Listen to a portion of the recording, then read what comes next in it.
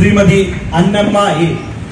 Kalliyil RCLPS സ്കൂളിൽ head മിസ്ട്രസ്സായി സേവനം അനുഷ്ഠിച്ചു വരുന്ന Annamma teacher 6/7/1992 Chirayinkeezhu Saint Aloysius LPS തന്റെ അധ്യാപന ജീവിതം ആരംഭിക്കുകയും നീണ്ട 32 വർഷക്കാലം അധ്യാപന ശുശ്രൂഷ നടത്തുകയും ചെയ്തു.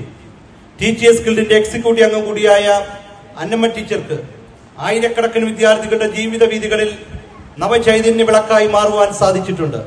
ടീച്ചറിനെയും കുടുംബാംഗങ്ങളെയും ടീച്ചേഴ്സ് ഗിൽഡിന്റെ സ്നേഹം